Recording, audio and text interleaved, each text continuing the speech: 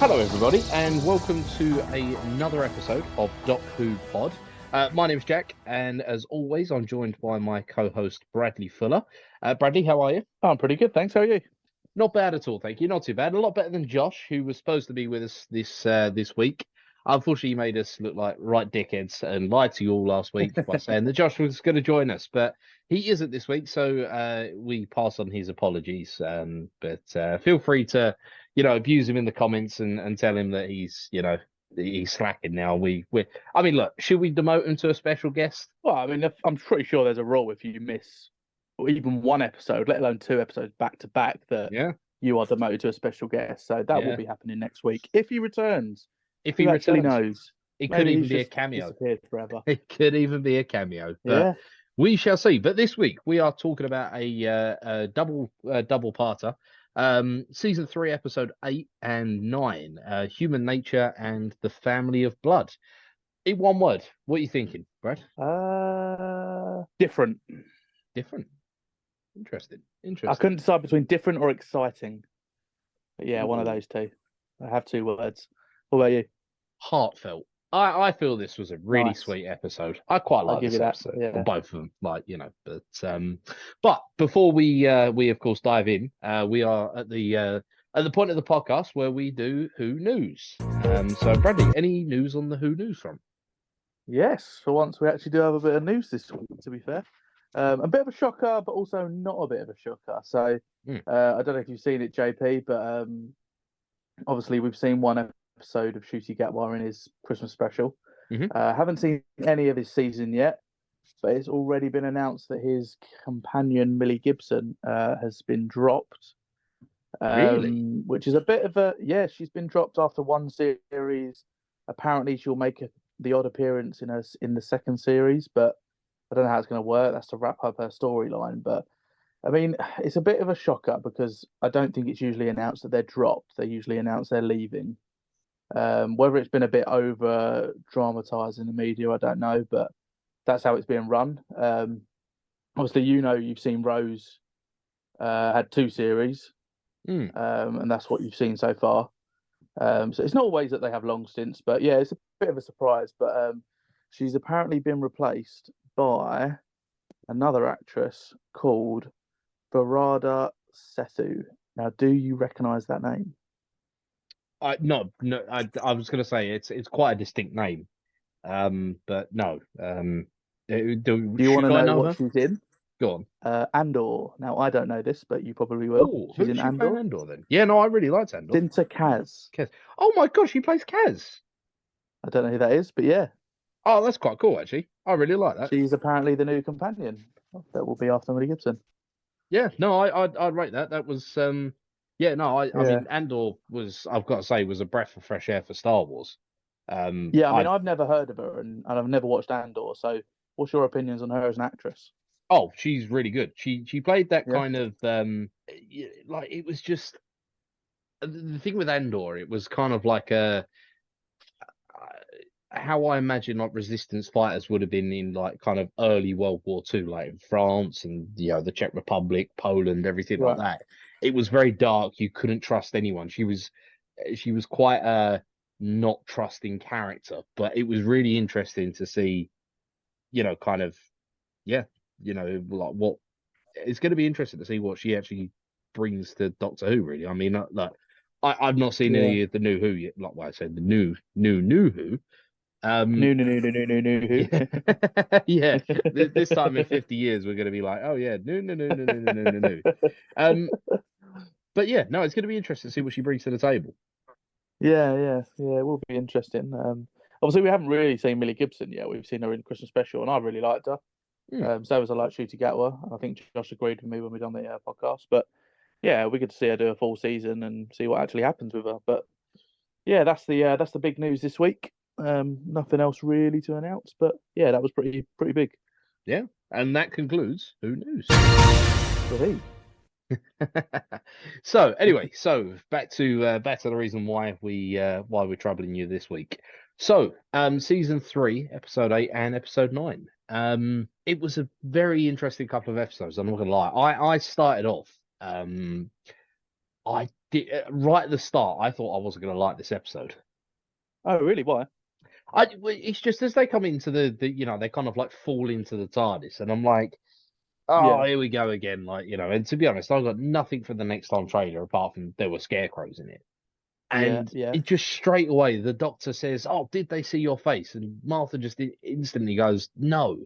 And I'm like, "Oh, this is gonna come back and bite them because they obviously did see her face." And Mm. and I've got to say, I was pleasantly surprised of how these two episodes played out because, as I said, I genuinely think they're potentially two of the most heartfelt episodes of Doctor Who I've seen so far. I really did, Yeah, but and then of course he just wakes up in bed. Martha's a maid. yeah. You're in kind of early, 1913's England, and he lost his Scottish accent, and I'm like, what's gone on? Yeah, I've got to admit, obviously I've not watched these episodes for quite a while, and I've always remembered them being pretty good episodes overall. But Hmm. watching them again now as a 25-year-old, I think I appreciate them even more. Like that, like you say, the heartfelt side of it, it's even better than I remember. They are two really great episodes, and yeah, we'll dig into that deeper. But that's my overall thoughts on it. Hmm. Um, yeah, Yeah, no, 100%. I mean, to be honest, it's times like this that I wish I'd seen them as a kid and then I could rewatch them back now. But unfortunately, we're not Time Lords, so we can't do that. But it's really interesting, to kind of watch them. And I mean, I had no idea. I kind of had a little bit of, a few hints and everything. And then when they confirmed what the actual plot was, that the Doctor's Time Lord was, the Doctor as a Time Lord was contained in the pocket watch and, everything like that. But it Mm. was quite interesting seeing Martha kind of behind the scenes almost. Yeah, because she's not. I say she's not a main. She's not a main part of this episode, but she is the main part of this episode because Yeah, she's the only one that knows what's going on, yeah, and she's got to help hide the Doctor, but at the same time, sort of fit in with the school and fit in the 1913 era, which obviously isn't the easiest thing for her. But yeah, she is pretty much like the main part of it, but at the same time, she's just a side character because she's just a cleaner. The Doctor's the teacher. And then you've got the matron, you've got the headmaster, who are obviously mm, higher figures. yeah. Um, but yeah, I think she does it really well. To be fair, I think it's a great episode for Martha. Martha. Yeah, no, 100%. Well, I think that the way that she plays it is good. We'll get to it later in the episode, but I do think there are some parts that I'd say annoy me. I guess Yeah, I yeah, reckon that they annoy me, but we'll get there. But going back to what you're saying about, Martha finding it difficult to fit in this kind of era yeah, or era, depending where you're coming from. But I it's very interesting because it kind of the writers are testing us as viewers. You're almost I don't know about you, but I'm almost uncomfortable. What do you mean? Well, you because everybody knows that the history and there's been some history has been very good and it's meant that we've got today as we know it, but there are some very, Yeah. very bad parts of history. And of course, Mm. the way that, kind of black people were treated is one of those, many not good points in history. And of course, it's always Yeah, difficult. I mean, 100%. the part where she's scrubbing the floor with Jenny, and I'm like, wow, that's it's you're almost waiting for it. It's horrible, but like it's like I don't know if you've ever seen Django Unchained. The Tarantino film with Jamie Foxx and No, I haven't. To be fair, no. that's a very, very interesting film. It's worth a watch. I mean, I've heard it's good. To be fair, yeah. it's really good. It's uncomfortable as hell. As a white guy, it's uncomfortable as hell because they throw the N word around a lot of times, as they would back in, kind of that's it. But I remember reading an interview with Samuel Jackson and Leonardo Mm. DiCaprio, and Leonardo DiCaprio was like, "I can't do this. I can't keep throwing the N word around. Like, I just, I it's think I have heard against." that actually Yeah, about that and he's interview. like, Yeah. it's against my nature. And Samuel Jackson just turned around to him and went, "Motherfucker, this is a normal Tuesday for us." And I'm like, wow, like, but it's such a again, it's a powerful thing, and it's nice to see that we've come a lot further. I mean, I know there's ways to go and everything, but it's nice to see how far we've come so far, But Yeah. But Yeah, yeah, no, they nod to it without overdoing it, and I think yeah, they agreed, do it agreed, well. 100%, Yeah, 100%. But yeah, what did make me laugh though was of course Joe, because we all know that Martha is a trainee doctor, and of course her knowledge of medicine is going to be a lot more advanced than Joe's is, as oh you yeah. know, even though that she technically Joe is a qualified nurse, but You talking you about know, matron?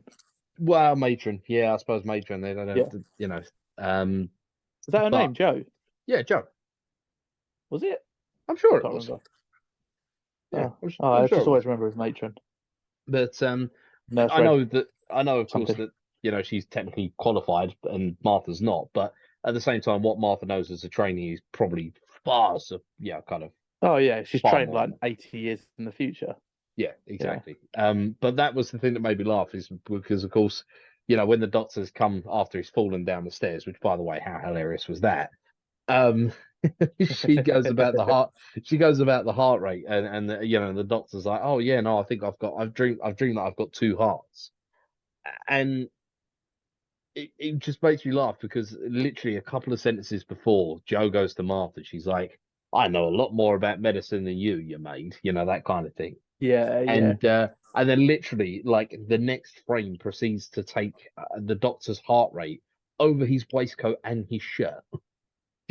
And I know that they probably couldn't get David Tennant like you know kind of doing it, you know, stripping off his shirt and Yeah, everything. come But on. This is kids' TV back in the I early, know, late but 2000s. still, like I don't know, it just made me chuckle. It was saying that I was just like, yeah, sure, all right, you're the professional, but Yeah, that is a bit of an oversight, to be fair, in the writing. She could yeah, have just put it underneath his shirt, as you would probably at the doctor's or something. But yeah, yeah, no, exactly. or But maybe they didn't back in those days. Who knows? Maybe they didn't know back then.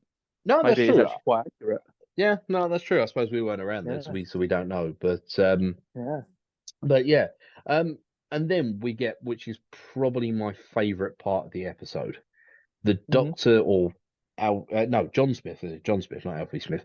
John Smith's journal. Yep. I This I love it. fascinates me, to be fair. Yeah. I absolutely love it. Just the drawings, the mad scribbling. Like that man, right? Has you can see it now. That man woke up in the morning and just had to write everything down. It didn't matter about lines. He was just, I'm writing it there and that's it there. And I just love the chaotic nature of the journal. Yeah. But yeah, it's chaotic, but it's in order, you know, as I'd they love go to know what it through. actually says as well, because you don't even really see what it says because the writing's a bit skew whiffy, and you see the drawings that are obviously of like the aliens that they fought on the TARDIS and stuff. But I'd love Yeah, to know yeah. what he actually wrote Well, down. you can actually pause and read it. It is legible Is it because readable? yeah, it's readable because when he Oh. mentions about the TARDIS and he says it's a kind of like a magic carpet kind of thing. In the drawing of the Hmm. TARDIS, like next to the drawing of the TARDIS, there is the word magic carpet. So Ah, I'm okay. assuming that the whole thing, you know, there's probably guys that have broken it down, and you know, if there is, we'll try and link somewhere. But I'd love to just see what it was regarding. You know, it would be Yeah, so yeah. it would be so good. Um, but but yeah, no, I just it was easily my favorite part. And then you get Rose, even in the Doctor's dreams, or you know, John Smith's dreams, Rose still appears, and just you see Yeah. Martha's face. He's just Oh, yeah. oh, it's a picture in it. It's a picture. She's not feeling great, is she, old Martha, in these episodes? No, Yeah, she's taking a exactly. couple of daggers to the heart. And I do feel bad for her, to be honest. I do feel bad for her, but at the Yeah, I same do. time, She's doing everything right, bless her. yeah, you know, I mean, that's the thing. She's doing everything. She's not done anything wrong, and she's doing everything she can. And I just, it's obvious that, to me, I think, especially in this episode, I think that she wants to be with the Doctor. Oh yeah, yeah, yeah. I mean, that's sort of been the vibe ever since she really joined, ever since the Shakespeare episode, I think. Mm. Going back to them laying in the bed, but But yeah, no. So what Brad was saying, you know, it's very very interesting. But yeah, no, I've got to say, it's just you know, and then we get that beautiful scene where Martha then decides to go on a bike ride, which I think is probably the most awkward bike ride I think I've ever seen. It's just Martha looking like she's gonna, you know, almost fall over. But I will say she was in heels, so yeah, I don't think I could ever ride a bike in heels. So fair play to Martha for doing that. Um, but we get our probably again another really really heartfelt scene where Martha greets the TARDIS like an old friend, and I just love it. I think it is so good. She just goes, "Oh, hello there." It's such a sweet thing, and I was saying to you about the music as well. The music is almost reminds me of that scene in Toy Story 2 where you get the old guy that comes and he like patches up Woody and he like does Oh the yeah, painting bit. It's almost like that. It's like a kind of a toy shop kind of vibe with the music. I love it. yeah, yeah. It's got to be tough for her as well. You got to think that. I mean, I think they say that it's 2 or 3 months they have to be there to wait until their Hmm. ascent goes and they die. Mm. But literally, like Martha's been traveling around the world, traveling around the universe with the Doctor, like join her adventures and that. And now she's literally had to sit in 1913 in a place that she's probably not enjoying, Yeah. because she's not really spending time with the Doctor, and she's literally got to be there for months Mm. without the TARDIS. She's going back and seeing the TARDIS, see if it's all right, and she's just sitting there thinking of the memories she's already got, and she just probably just wants to fly off again. It's got to Yeah. be tough. Yeah, no, 100%. And I've got to say as well, it's a good thing the Doctor gave her a key in the previous episode, otherwise she'd be a bit buggered. Yeah, yeah. What would she do? But yeah, and so of course we then flash back in, kind of back to the start of the episode with the Doctor and Martha being chased. And I quite like the fact that they show you the start, and then they show you in theory the present day, and then they flash back to kind of explain what's happened. Yeah, Because as I said, they drop hints that Martha actually is, Martha knows what's going on, and the Doctor is kind of has been completely mind blanked. And we see yeah, the Doctor using did he call it the chameleon? yeah. The chameleon The arch. chameleon arch, yeah. Yeah. Which, all right, sounds really cool, and it did look very painful. But what I don't understand is, he says about, oh, it's going to hurt, but then previously says that he's never used it before. So what I can't work out is, how does he know it's going to hurt? I mean, I'm guessing he's probably either seen it or been taught about it being used back in Gallifrey, maybe when he was Yeah, younger. true. Oh, yeah, because But also, yeah. it's probably just the knowledge of him. He's knowing that he's rewriting his biology to Mm. effectively. We had a little discussion about this the other day, about whether, I mean, does one of his hearts disappear? Does one just stop? We don't know. I mean, I'm going to presume one heart just stops. So if one of your hearts stops, it's going to hurt, isn't it? Basically, I presume. Yeah, Yeah. I mean, if I ever get two hearts, I'll let you know if one of them stops. But Well, it would hurt if one stopped. Let's say yeah, that. If you have a as I heart attack, say, that hurts. So, yeah, that's true. Yeah, yeah, they do look when someone does have a heart attack, they do look in a bit of discomfort. So yeah, fair enough. yeah, Yeah, give it that one. exactly. Yeah. Um, but then we get my favorite characters Oh, really? of the episode, the scarecrows. Okay, I didn't know you were going to I say that, but Well, I yeah, just like they're my favorite characters in this episode or the two episodes because I just I love the way that the actors that are in the scarecrow costumes, they did the walk, they did the head tilt. It's just they're not doing a lot, yet they're so fucking creepy. yeah. Imagine watching this as a kid as well. I remember this being creepy as anything. Like Like there is they a are scary. Same as with Baines as well. Baines is the creepiest one of them all. oh, you know what, right? We got to Scarecrows, yeah, yeah, we got to talk about Baines because the actor that plays Baines, fair play to him. I've got to say, yeah, the facial acting, like kind of the face acting of the guy that played Baines, he somehow manages to like stretch his face into like some kind of like Jim Carrey kind of does, where he does with his jaw and he's like, he's very over the top. yeah, It's like a kind of a British version of Jim Carrey, and I've got to say that just makes the character.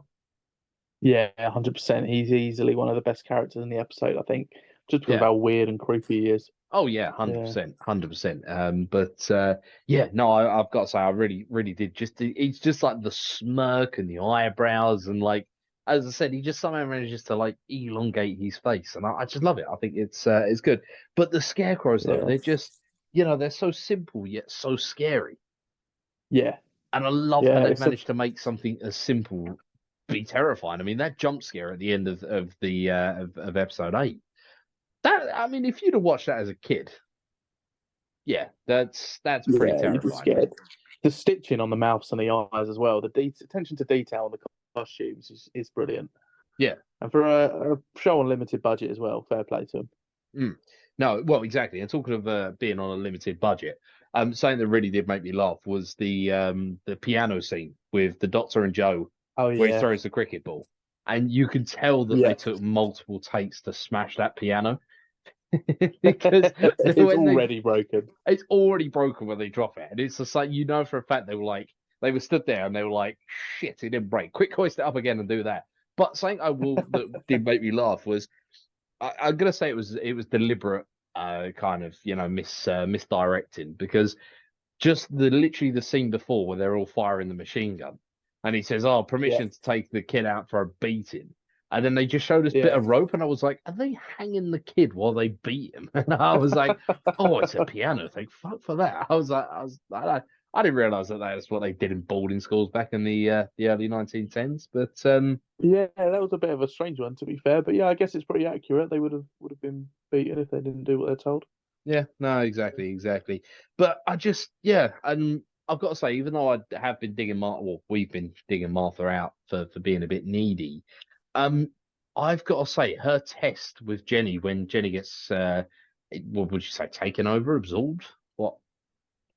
Oh well, she's trying. Yeah, They absorb them, don't they? The test where she says about oh, I'll put some gravy and mutton in the tea. Yeah, yeah, yeah. That is and she realizes that she's not normal anymore. That is good. Yeah, no, I've got to say, it's a good, it's such a good test, and it was so weird as well. It was just like I was like, wait, did I hear that right? And then I realized what she was doing. And I've got to Yeah. say, like, fair play. That's pretty smart because obviously she knows that she's being chased by something that's not of this world. Mm. So someone that's not from around there, they're not going to know. Yeah, yeah. She plays it well. To be fair to Martha, I do think I've outlined it. I'd say it's outlined throughout the series that she is a she's a very capable companion, but the neediness comes from her love for the Doctor. I think she wants him to recognize her more and show her more affection and be with her like in a romantic way. And I think that's why she's needy, but Yeah, she doesn't need to be. She is a good solid companion in my I opinion. agree. She's no damsel in distress, which I really like. But I did Yeah. put a note during this saying about is she being needy or reasonable? And I think I mentioned toward needy. In terms of what?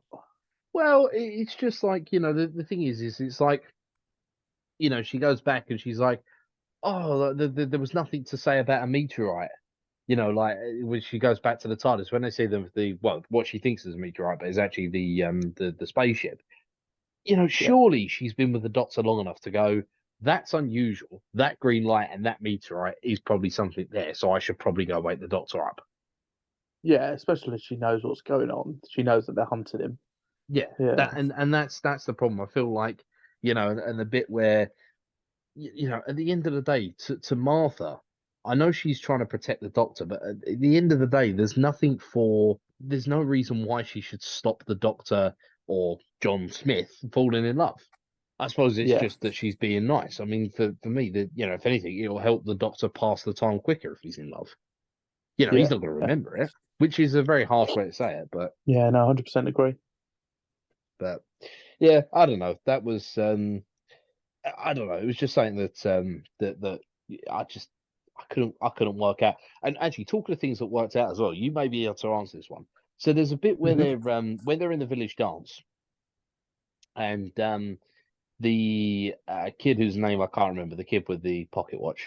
What's his name? Oh, I just forgot it now as well. Latimer. He That's it. Yeah, he bumps Yeah. into Martha, and then they do like a flash forward thing. Now I paused it. I'm 100% sure that is modern. Well, yeah, I say modern day London, but in 2007, Oh, that would yeah. have been Yeah. modern day London. And he even says he's in. I checked this because I paused it. He's in his boarding school uniform. Yeah. He Yeah. says the I word remember this. Martha in his voice. So I'm sitting there thinking, at the time, I'm like, is he a Time Lord? Yeah, Because it's a bit. I don't know yeah, why. I have this. I don't want to. It's something I want to say, but I don't want to ruin it for the finale, so I'm not going to say it. mhm, But I think the answer to your question is that basically he's because of the watch and he's been opening the watch and seeing the Doctor's life. I think he's sort of seeing Martha from the Doctor's eyes, if that makes sense. Like he's there, and that, but you still see him as him because he's just where he is. But he's just viewing because he's seen the Doctor's memories. He's seen things go through, and then he's also got that little psychic thing where he can see the future as well, slightly. But yeah, I think that's what Oh, it I is. He's see. So viewing the it's memory like through the watch. so is it Harry Potter or something? Where they go in the thing and then they go back in time, like they go through people's memories, but they're in there.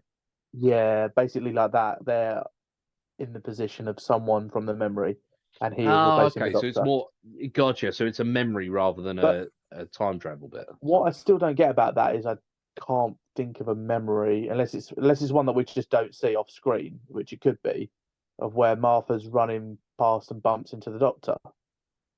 So apart from the first episode where she's Smith and Jones, maybe, yeah. Smith and Jones, but it's different clothes and different times and places, so Yeah. not that. Yeah. I don't know. It's just I've got a weird feeling it may be part of a future episode, so we may have to come back to that. yeah. How strange. But no, it was just that it was a really weird one. I just did that was something that confused me. I was like, well, because especially the end of episode 9, where he's an old man in a wheelchair, and I was like, well, hold on a minute, the Time Lords don't age. So I was like, well, that just disproves my theory. But anyway, Yeah. that was that was that. And then we get to finish off episode 8, we just get one of the weirdest things that I've ever seen. Just Oh yeah. well, I still can't work out who in the prop department thought that those guns would be like alien guns. Yeah, they are a bit strange, aren't they? They are I guess they just got to really, be weird. yeah, and to the fact that when Martha grabs her one, she's actually able to put both index fingers in the trigger. And I'm assuming she did that because she couldn't hold it steady because that thing looked like it was so unbalanced it would have, just. It's a weird one. Yeah. It's a really weird one. But then we get the Mexican standoff for Great for cliffhanger, in my opinion. I think it is. We yeah, you know said what? as well. You just don't get stuff like that nowadays, do you? No, In no, you TV don't. shows.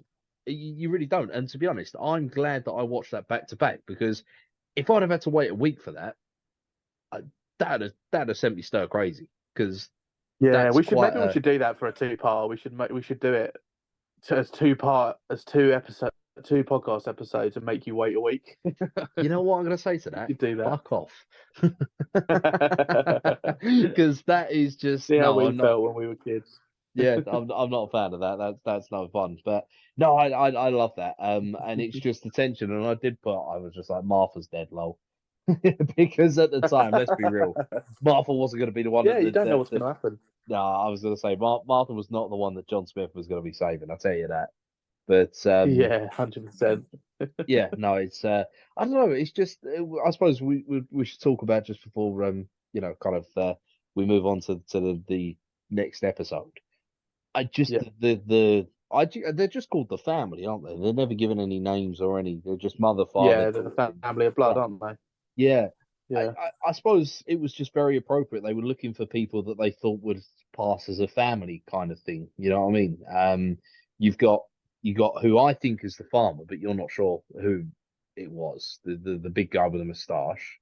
Then you Yeah, got Jenny, yeah. that's the mum. Then you got oh god, what was his name?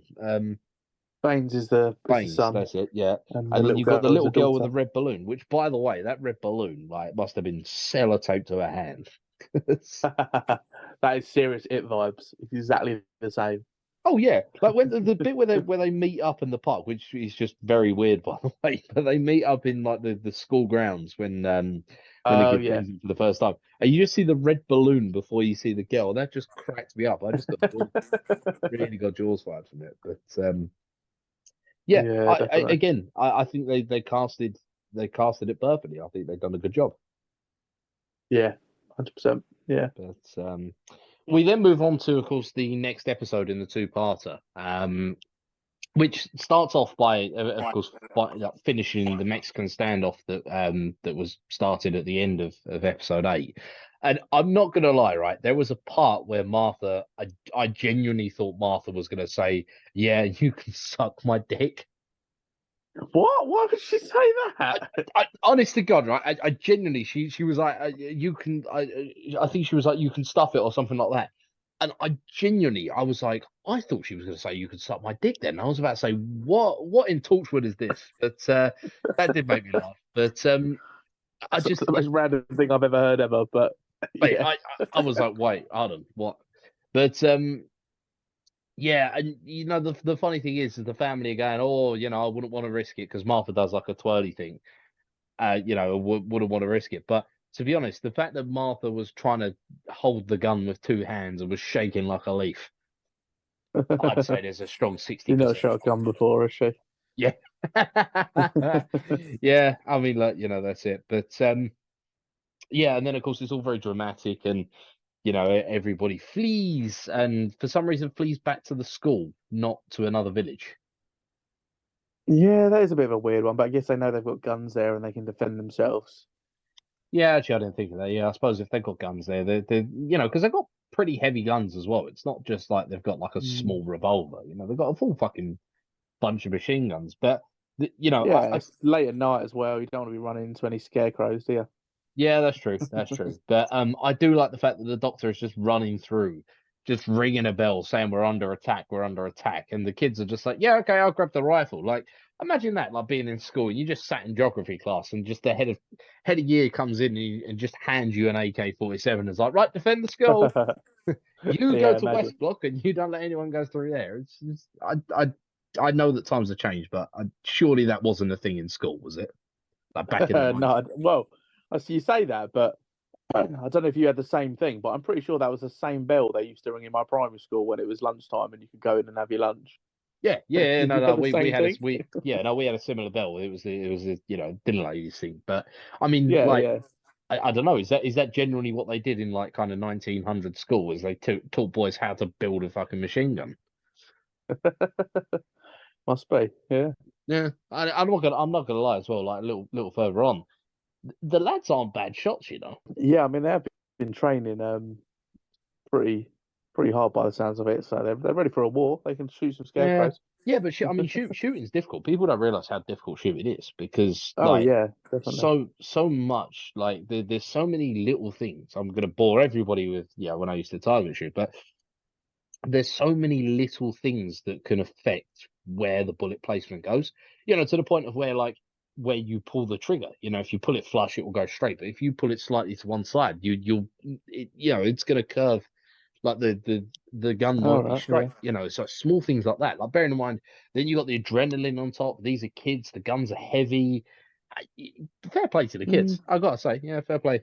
I was impressed. I was impressed. But yeah, fair play. and I just again I got a little bit of a taste of The Shining. Have you ever seen The Shining with the Nah. with Jack Nicholson? Oh, there's a bit where they're going through and the kid's going through on like a trike and he's going through like kind of hotel corridors and he comes up against two twin girls and they All got right. like red rum and everything like that. And I'm not gonna lie, I was getting that vibes with the girl with the red balloon Yeah, yeah. when she's chasing the lad through the school, and I was like, yeah, that's pretty. It just was pretty reminiscent of it, to be honest. But Yeah, yeah. yeah, and I then I then have three big questions, really. Oh, really? Three big questions. One, Go on, what are they? how many fucking scarecrows were in the local area? Not many, to be fair. You get, or you've been seeing probably what, 6 or 7 get shot at the start, and then you probably see a couple more running through the school. No, but It's a bit weird, isn't it? I don't know because there's a scene where before they break down the front door. There's a scene where they all kind of like There's a stack big up, and I'm group not of gonna them, isn't lie, there? they were using the same shot a few times. They like kind of just put the same shot of scarecrows like marching, and Yeah. it was a little bit discombobulating, should we say? But there's a scene just before they break down the door, where they're all kind of lined up, and there looks like there's quite a few scarecrows. Yeah, yeah, I'll give you that, to be Which fair. begs the question. I know it's rural England in kind of the 1913, but why was there so many scarecrows knocking about? Maybe they came from all, if you know, they had a lot of land back then. If there was loads of fields, you have a few in each field. It adds up pretty quick, doesn't it? Yeah, I suppose maybe. The second thing is Didn't John Smith, the Doctor, whatever you want to call him, he did turn into a bit of a kind of a, I don't know, he just lost his bottle a bit, I think. Why? What way? Well, he's just like, he has the opportunity to kind of put an end to what he is quite clearly seen through his own eyes is a murderer, and he doesn't. Like, bear in mind, this isn't the Doctor now. This is John Smith, and Yeah, it's but I been think clearly parts of him made does that. still seep through. He's still the kind of guy that knows that doesn't want to kill. And Matron says that as well.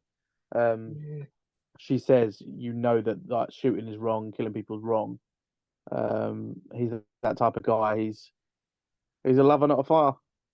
yeah, I don't know. Maybe actually you're right on the whole seeping through thing, but I don't know. It's just like you've Yeah. got this guy John Smith that was all for handing kids guns and going, go on, get on with it, Timmy. You've got this. You go put a round right between their eyes.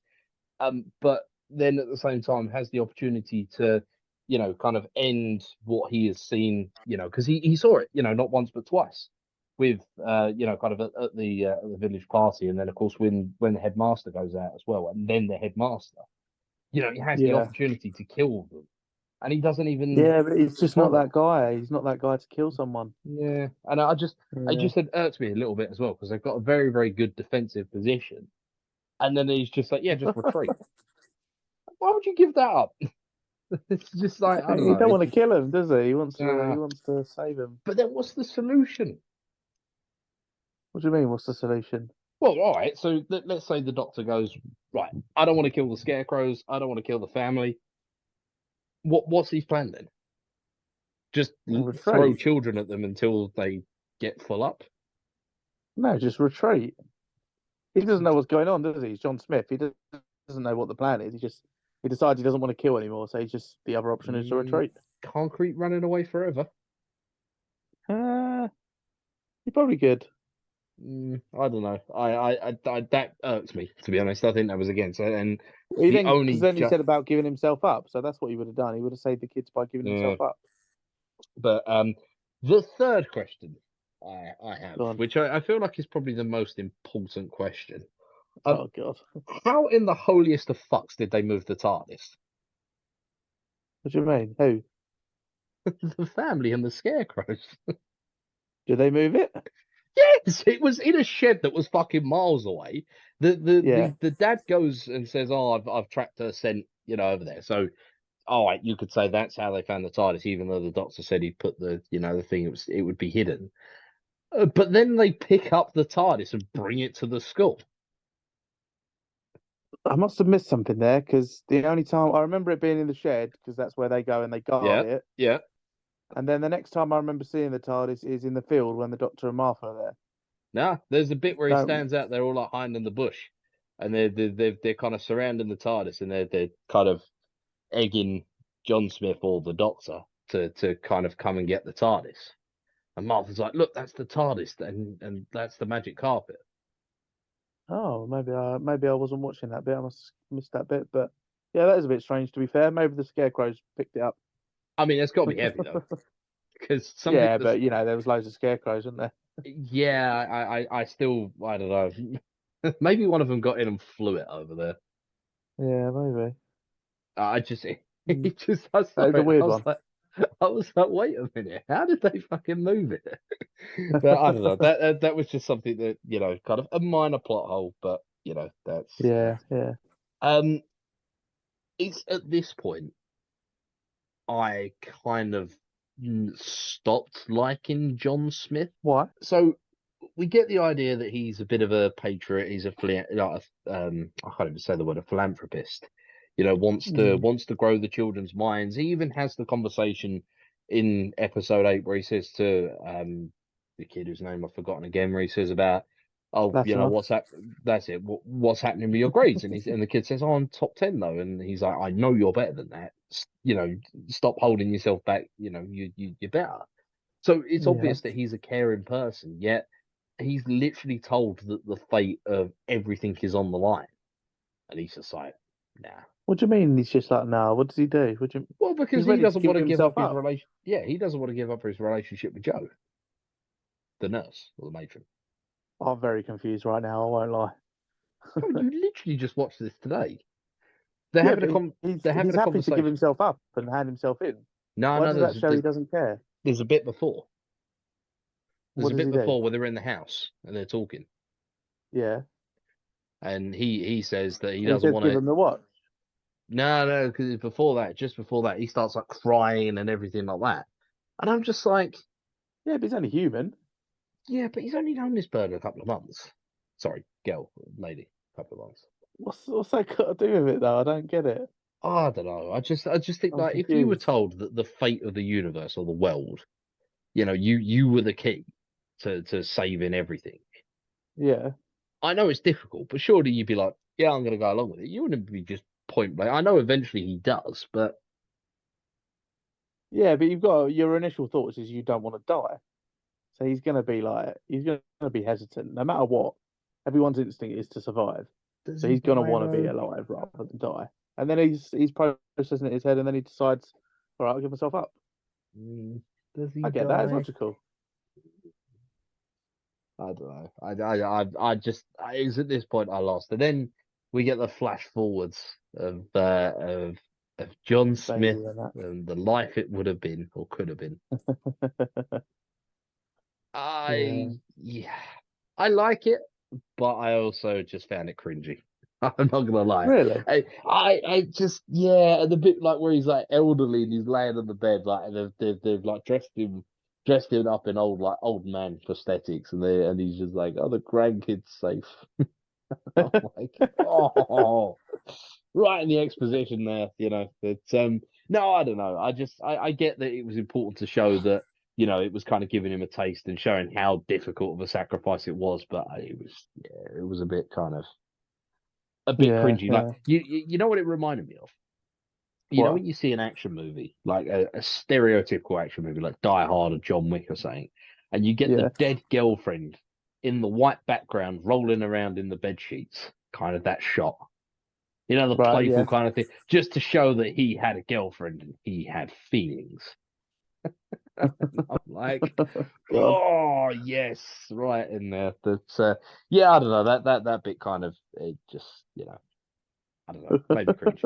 Um, but talking of cringe, we then come to the finale. Well, the finale of this episode, where it was pretty obvious that he was the Doctor again.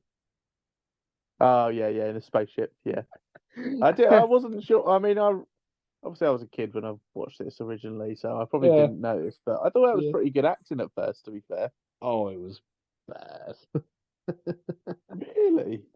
Look, bearing in mind, right? And I get what they've. I'm not saying that it's bad, as in bad acting from David Tennant, because he's played Yeah, it perfectly. He's trying to play someone that's trying to pretend to be. He's playing a Time Lord that's pretending to be a human that's scared, kind of. yeah. So that's it. But you've got this highly intelligent species of things that have tracked the Doctor down. Are they highly intelligent? Intelligent? No, they're not very good at tracking him. Let's be fair.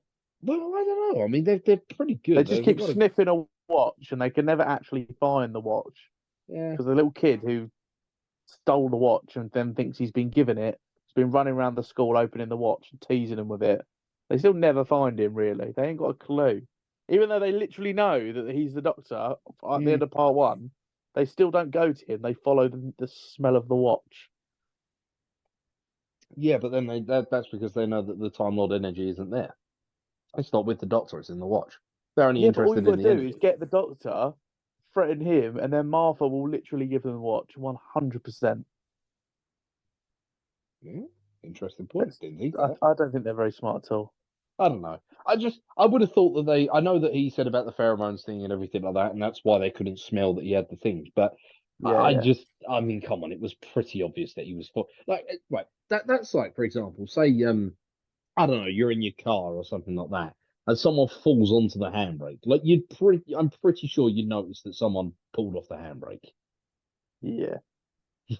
You know what I mean? It's just like, oh, I don't know. But it was funny and it was quite a nice triumphant return when he catches the thing and the Doctor's back, Oh and then yeah, he yeah. says, and then he's given the kind of the jargon about, oh well, this is this is gonna like overload it. It'd be a shame if this would happen. Then he's just like, let me give you a word of advice: run.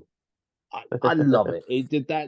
That made up for the last 10 minutes of that episode because it flipped it right on the head. At the start of the two-parter, we see the Doctor and Martha running, and now we see the family running, and the Doctor's now Yeah. chasing them. Which I think it's beautiful. I think it's absolutely beautiful. It's good writing. That's I think that's really good. Which then brings me on to another question. All right. Which punishment was worse? Remind me of them all again. So one is put in chains and dangled over a pit of eternity. They Yeah. can't break out of the chains. One's put into, I think they said, a collapsing neuron star or something like that. So she's trapped pretty much in stasis. The Yeah. girl is trapped in a mirror. Yeah. Any mirror. They're all kind of the same, really, aren't they? Just different ways of doing it. And the other one's a scarecrow, isn't he? Yeah, the lad's a scarecrow. Yeah, they're all the same. They're all just got to stay there for eternity and not do anything. So I'd say they're all pretty the same. Oh, I don't know. I think the chains one's worse because you could still wiggle. Yeah, let's say. Like, at least with the collapsing neuron star, you may be able to move around or like something like that. The mirror one, well, I guess you'd be able to go places as long as it was in the mirror.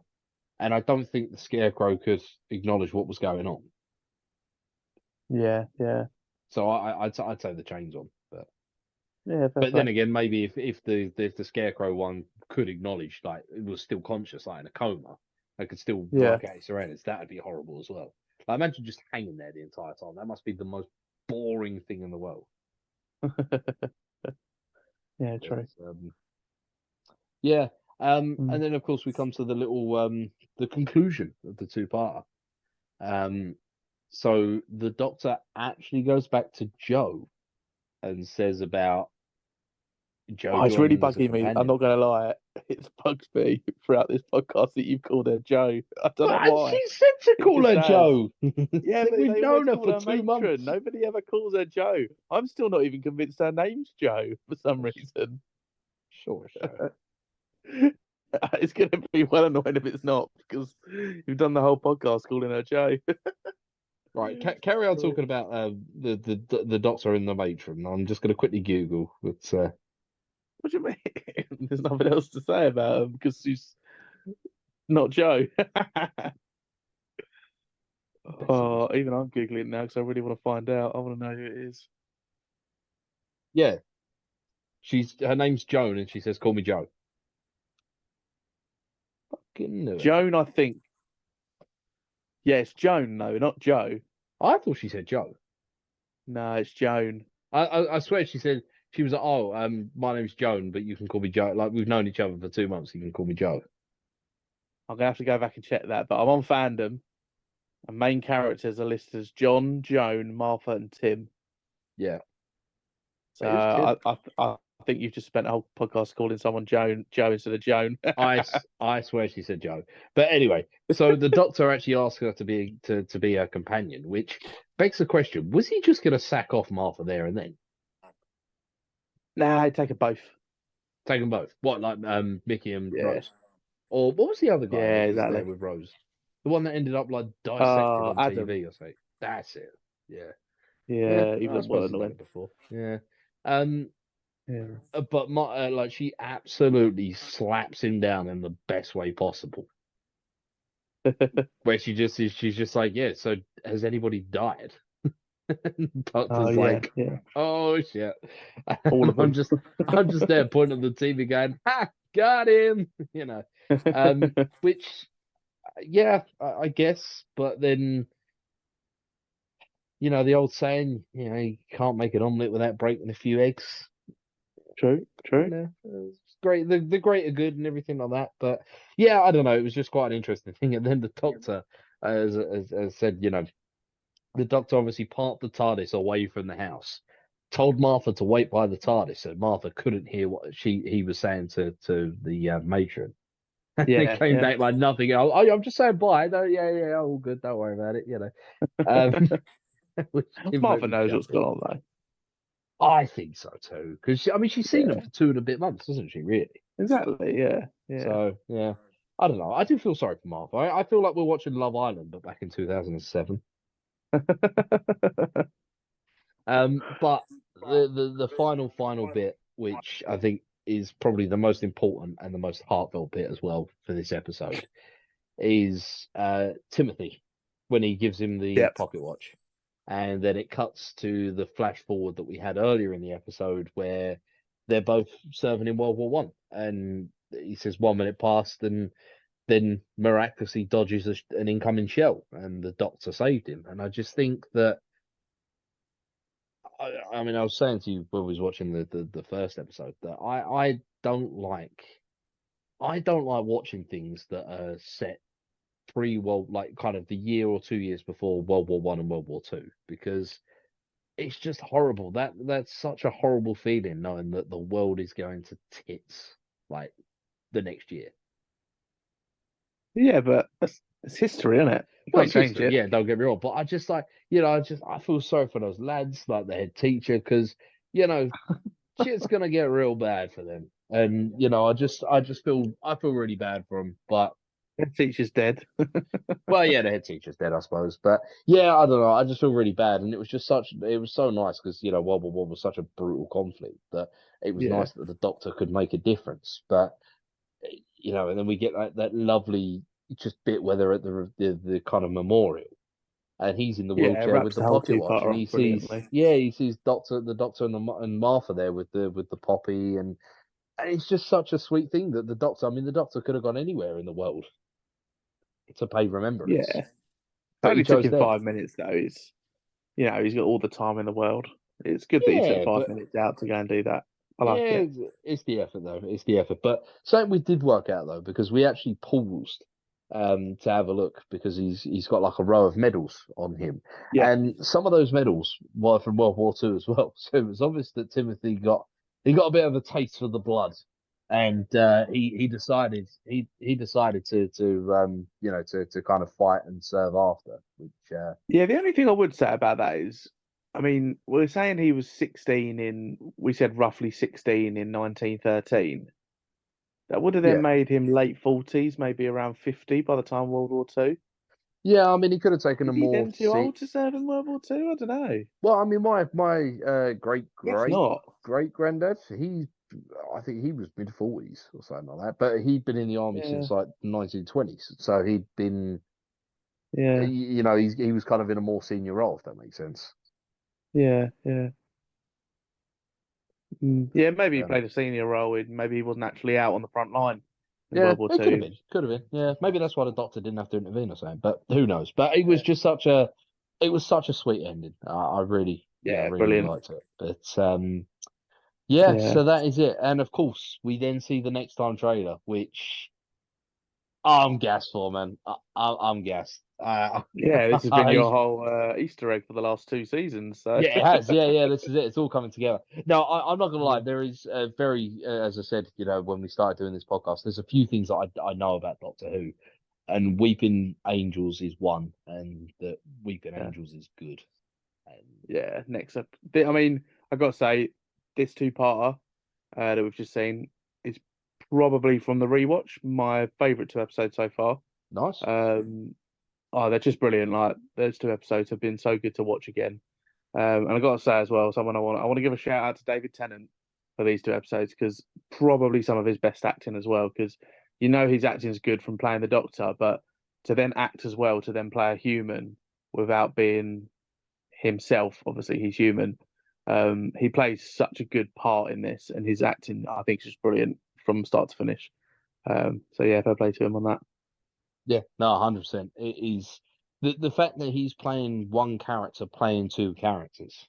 Yeah, That's exactly. that's testament to how good of an actor he is. Yeah, So yeah, no, fair play. It's so I think you've probably answered my question and love it or hate it. Love it or hate it. yeah.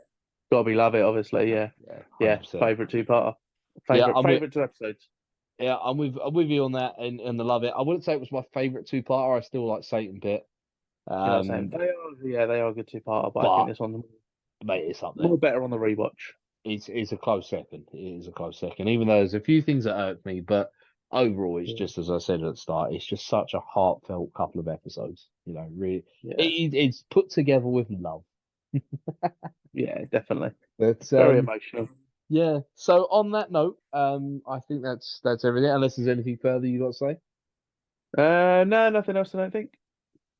Perfect. Well, on that note, guys, thank you so much for joining us as always. You know, I know I said this this time last week, but Josh will be back this next week, Who and knows?